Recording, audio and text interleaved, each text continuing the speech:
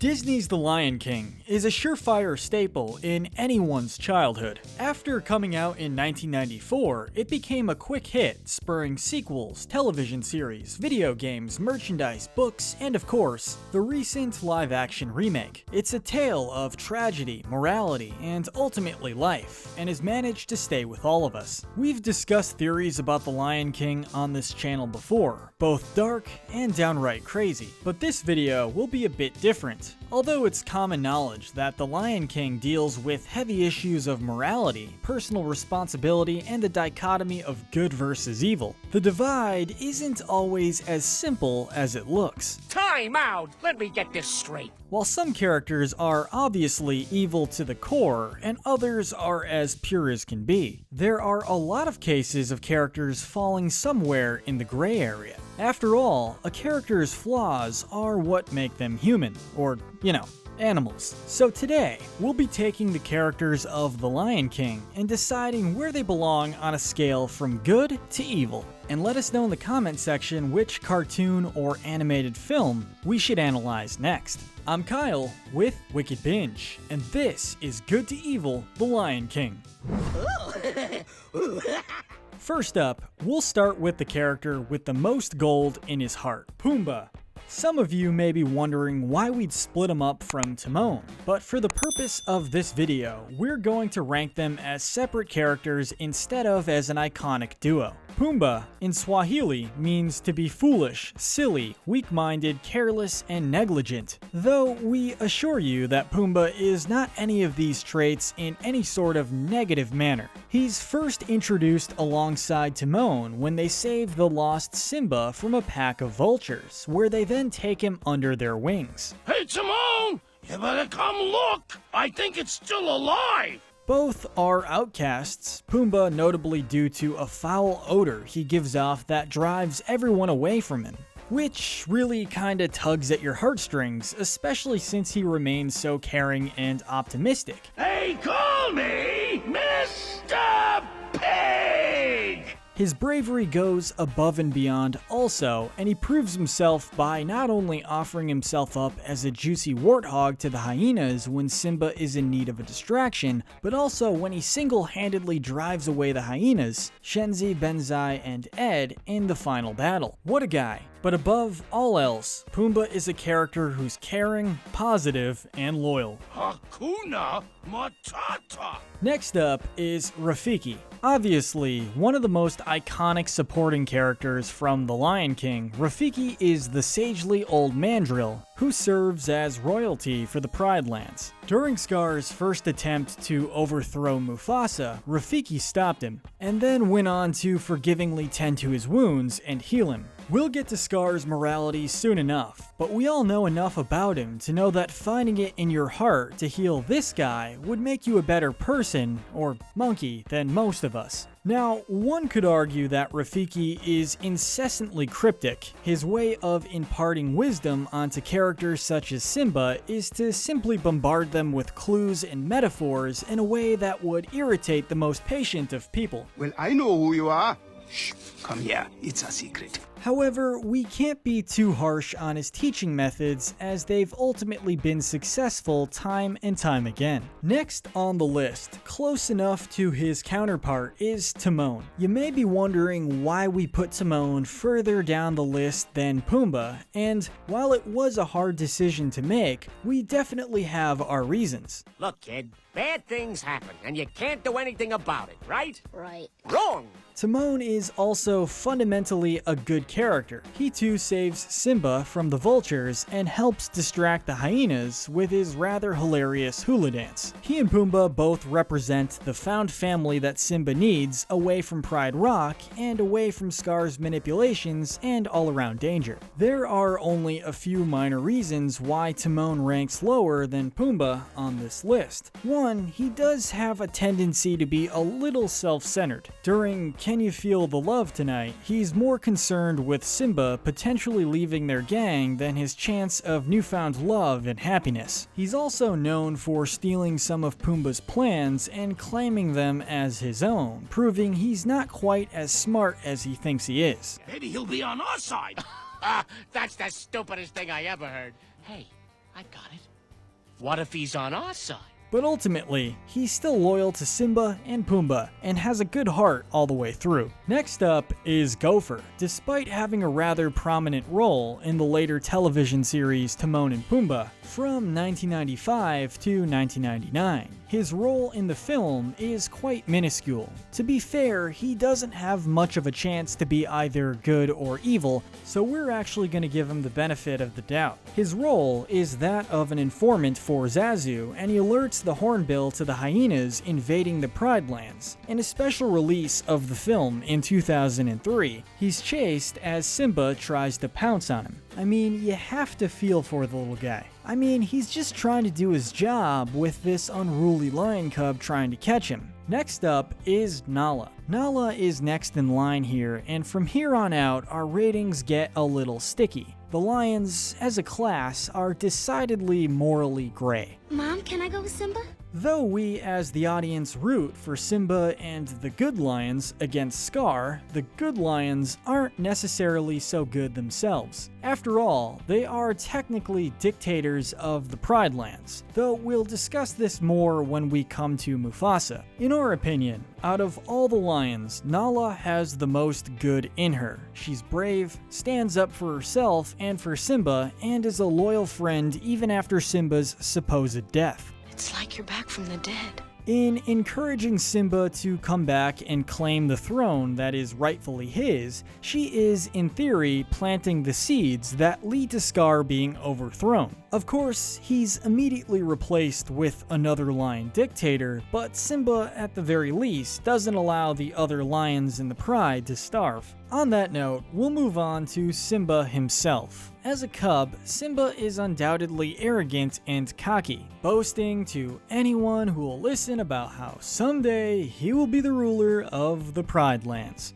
So you have to do what I tell you. Simba is kind of the perfect example of nepotism in action. He gets this from looking up to his father and being told at an early age that all the land will someday be his to rule. I was just trying to be brave like you. And truthfully, that would cause any kid to become a little power hungry. He's rude to characters such as Zazu, refusing to listen to him and threatening to fire him once he's in charge. He's boastful to Nala, bothersome to Scar, even when he has no idea that he's evil. Not to mention he probably understands that Scar might be resentful for being passed over, so to speak, but still chooses to gloat about being next in line to be king. And he puts both himself and Nala in danger with the hyenas. However, it's important to remember that he is a child at this point. The death of Mufasa does a number on Simba's personality, leaving a fearful, if at times dramatic, lion in its wake. He has low self-esteem, blames himself for his father's death, and thinks of himself as unworthy of the throne because of it. Simba has a tendency to run away from his problems at this point, which is not exactly good either. Though bravery triumphs in the end, and he saves the Pride Lands from Scar's tyrannical rule, one still has to consider the avoidance that came before it. We also still have to consider the nature of a lion's rule in the film. Is overthrowing Scar enough of a reason to grant somebody full, uncontested rule of an entire kingdom? Mufasa is next up on our list. And I can hear the criticism already. I understand that Mufasa is a beloved Disney character, and considering his pivotal stance as role model and caring father for Simba, it probably surprises some of you that we'd have him so far down on this list. But there's more sinister sides to Mufasa than his fatherly wisdom. Sarabi and I didn't see you at the presentation of Simba.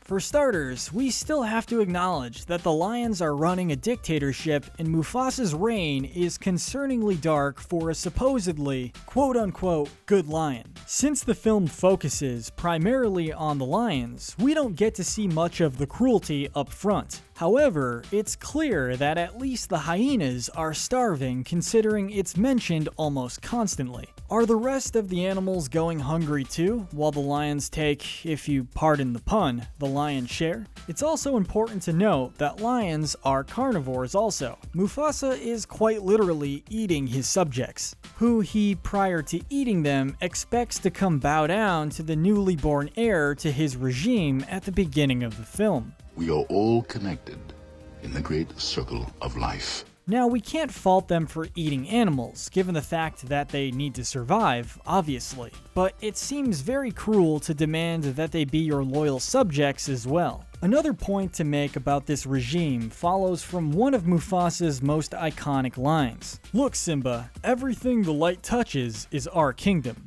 Everything the light touches is our kingdom. But you may notice that everything the light touches is actually quite barren. Right up to the Shadowlands is desert wasteland, supporting the idea that the other herbivore animals are probably going hungry. However, past the lion's kingdom and into the jungle where Timon and Pumbaa live is thriving. There's foliage, food, and a functioning ecosystem far out of the reach of the lion's reign. This supports the idea that Mufasa's regime is not as benevolent as you may have assumed as a child. There's something dark brewing throughout the kingdom, and Mufasa shows very little concern for it. Sure, he's a good father, he loves his homeland, and he's a good speaker. But let's be real, that describes a lot of dictators. Moving on, we have Zazu, Mufasa's loyal informant. Or is he? We've put Zazu this far down our list due to a very interesting theory presented by Reddit user Combustible Compost. We've discussed this in our Dark Theory video, but let's dig into it in a bit more detail. In this theory, they hypothesize that Zazu is in fact an informant working for Scar on the sly.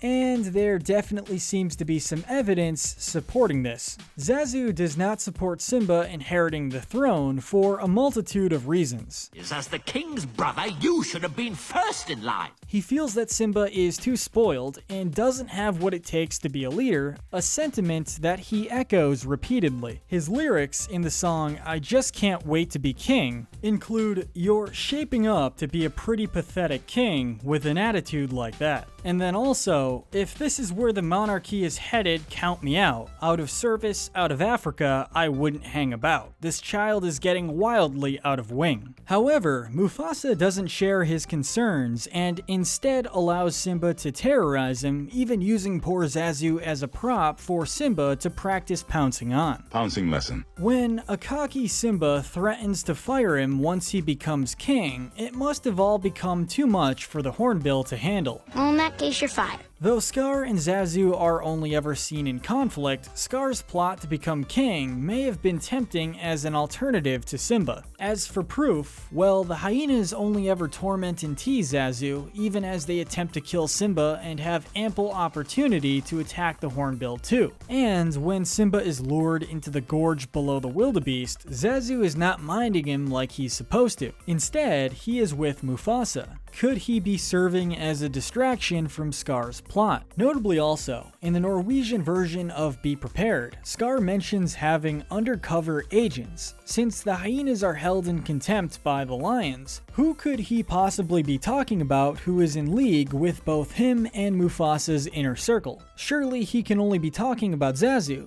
There's no one else who could feasibly qualify. Yes, sire, you are the king. Still not convinced? Well, it's a well-known fact that The Lion King is loosely based on Shakespeare's Hamlet, and which character does Zazu represent in this play? Polonius, the chief counselor to the king. And what's important to note about that is that Polonius conspires with Claudius, who Scar represents, to spy on the prince after he has his doubts about his capabilities as king. Need we say more? Now, Scar, don't look at me that way. This kind of betrayal on Zazu's part puts him deservedly near the evil end of our list. There's actually more evidence for the theory that Zazu is in fact a traitor. Check out our Dark Theories about the Lion King video for the full breakdown. Alright, next up are the Hyenas. Ed, then Banzai, then Shenzi. The trio makes up a good chunk of the evil end of our list. It's pretty obvious why they rank so low. They're practically sadists. If we're to take the film at face value, they've been excommunicated from the Pride Lands due to their greed and insatiable hunger, therefore having their hunting rights taken away from them. Obviously, if we dig a little deeper into this, leaving the hyenas to starve in the elephant graveyard is a cruel and sadistic thing to do as well, but the hyenas are no picnic either. It's really creepy, yeah.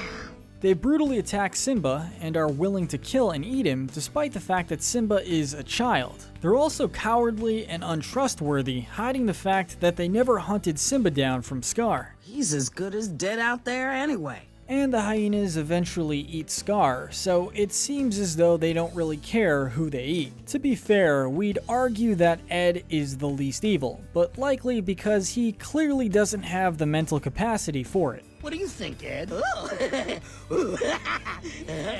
And for an obvious end to our list comes Scar. Ranking him as the most evil out of the cast hardly comes as a surprise to anyone. As bad as Mufasa's reign may be, Scar's is 10 times worse. He allows not only the other animals in the kingdom to starve, but his fellow lions too, ruling with sheer fear as he allows the hyenas to run wild. Precisely. He's completely heartless and cruel, sending his own brother toppling to his death and repeatedly attempting to kill his nephew in his thirst for power. Kill him.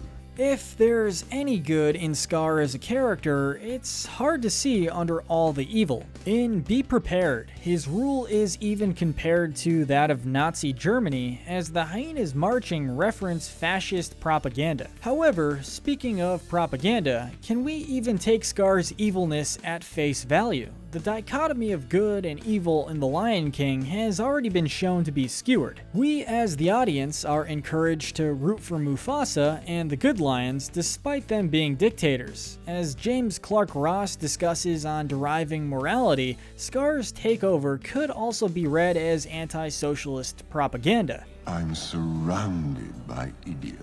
He overthrows an undemocratic ruler, instates incompetent hyenas, a parody of the working class, as higher powers in society, and ultimately creates a shortage of resources and a different, unequal society. Of course, the balance of power is restored by Simba regaining his crown at the end. It's subtle and sinister, yet all too possible that Disney slipped these undertones into the film intentionally. I don't think you really deserve this. Now, despite all that, Scar is still undoubtedly the villain of The Lion King, but it's always important to ask the question, why? But what do you think? Do you agree with our rankings? Who do you think is the most and least moral of the Lion King characters? Let us know in the comment section below. Don't forget to like this video, subscribe, and hit that notification bell. But most importantly, stay wicked.